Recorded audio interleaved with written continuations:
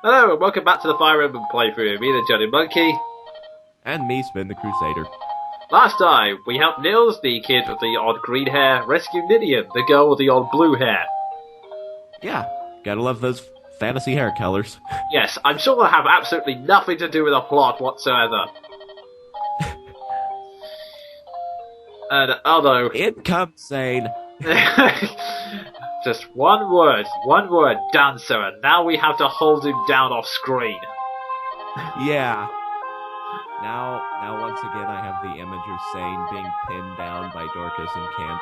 Yeah, we were discussing this part off screen, so I was saying it would be kind of funny if off screen we Kent and Dorcas and who knows, God knows, they probably need to get Willet at this stage or holding him down. I would say get the sedative, but I'm not sure what the equivalent would be in Fire Emblem Universe. I would say the sleep stuff, but that seems to miss a lot of the time. Yeah. Good point. Except in that would help if we had one. Yeah, that would also help. Anyway, the gist of this conversation is Liz decided to take the interlock with them, and sorry, I always like that line where she goes, Sane, oh never mind, I know what your answer is. Yeah, that pretty much sums up Sane in a nutshell. Yeah. And now this next bit, in some, again to sum it up, Nidian's lost a ring, the bad guys stole it when they kidnapped her, God knows why, but anyway, Shiny! Anyway, this introduces another aspect of the Fire Emblem called side quests, which are basically optional missions which you can do to gain extra experience and items, which I want to do. So, yep, we're going to say yeah. Yes, in fact, there is pretty much no sane reason why any person would refuse a side quest. Unless you're... Nice. Yeah. Unless you're absolutely terrified of any possible difficult quests, which is... Unfortunately, I was in the first playthrough. There was only one quest I skipped, and I'll let you know which one that is when we come to it. But anyway. Yeah, well, in the first playthrough, things can be excused. In fact, yours is probably not the worst. I remember having only 5 units left by the end game. Ugh. Yeah. So many died on our first playthroughs. Yeah, oh, the casualties of newbiness. And yeah. I can't believe I just used that word. Yeah, quick explanation. If your units die during gameplay, they don't come back. They stay dead. The blow's kind of lessened here in the training/prologue where they're injured and they will come back later on in the game. But after that, yeah, they die for real. So, yeah. For one, you need the units, and for two, do you really want to put up with all those death quotes? They're sad. Yeah. So, don't let any units die. Yeah, definitely not. Also, if you're a perfectionist like me, it will be a tarnishment on your record. Do you want that record tarnished? Do you want the people mocking you at the ranking screen? Do you? Oh yeah, because they do that. Yeah, the characters actually... at the end of the game, you'll get a ranking screen, and the characters will say one line about your results, and if you get... It's all based on random moments. Sometimes if you get a bad ranking, characters will say, what the hell were you thinking? And it's humorous, but you feel so humiliated. Oh, yes. Because the characters that you have so obsessively used, the characters that you've made stronger, are calling you an idiot. Yep, pretty much. Wait. Lynn? I didn't put a lot of thought into that decision. I kind of just went on the fly. No one said anything about invading the enemy stronghold. I just thought we were chasing after a ring. I thought it was a more than a rings reenactment or something, so... And I also love how Nenian waited that long to tell us, oh no, you don't have to go after that ring. And now it's time to rush straight into this enemy fortress. And yeah, this level is pretty much an explanation of explanation/trial run of fortress levels, which are pretty much the same as regular levels, except there are more walls and there's no terrain bonuses.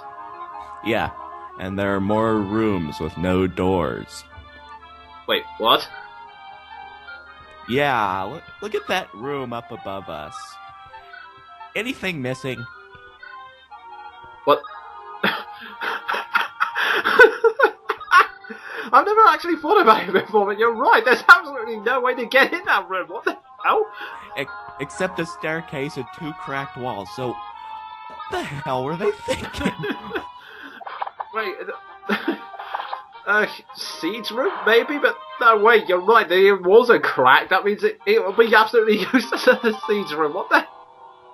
Yeah, and furthermore, you can shoot right over those walls. So unless you give your troops ranged weapons, what's the point? Yeah, that is actually true. Okay. Oh, but the only point is that if you blindly hope that anyone who comes in doesn't have ranged weapons, but seeing as we have a magic user, 2 bowmen, admittedly we've left behind one of them, and a Pegasus Knight with a javelin, who's going to attack like... Wait a minute, that soldier doesn't even have a ranged weapon. What the hell is he going to do? Yeah, they not only do they have terrible planning, they only have one entrance into that room. Oh my word. At least it's not as bad as some of the ones in the later games. Whenever there are rooms with no doors, no cracks, no staircases, soldiers just teleport there. Oh, oh yeah, you're right. I think I know which rooms you're talking about now. I swear, I cannot make sense of this game's logistics and architecture. Oh jeez. Let's just try to move on before our minds are blown. Yeah, before we rip the logic of this game apart shred by shred until it's nothing but a pile of goo. Yeah. Like I said, this is basically a trial run of fortress stages, but there will also be another thing we'll see. We'll see later on. In the top right corner, you'll see that thief who's just making his way through the door.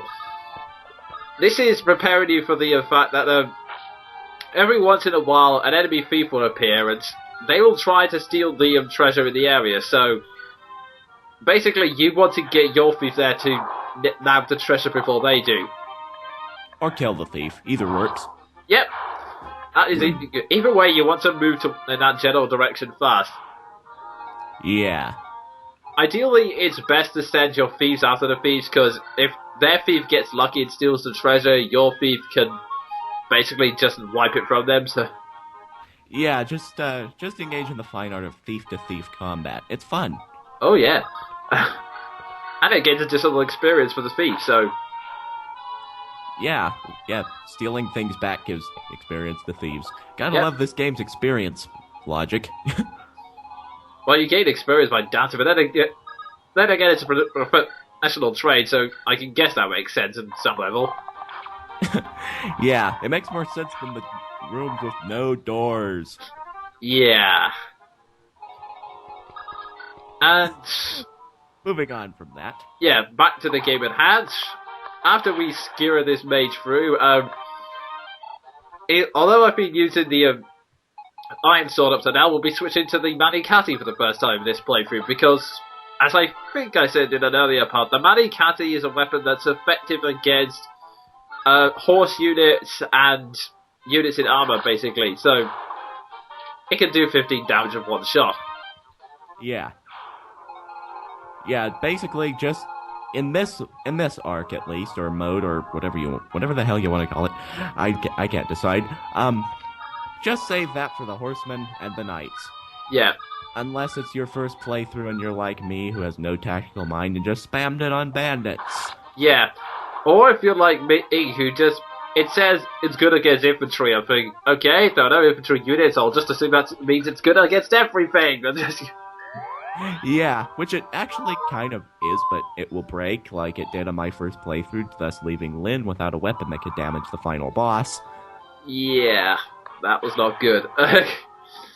Yeah, I was a bit tactically challenged in that first playthrough. I like that term. And anyway, on the bad guy declaring that they're going to send in more reinforcements, we'll have to end this part. So that was me, the Jonin Monkey. And me, Sven the Crusader. Yay, Fire Emblem architecture.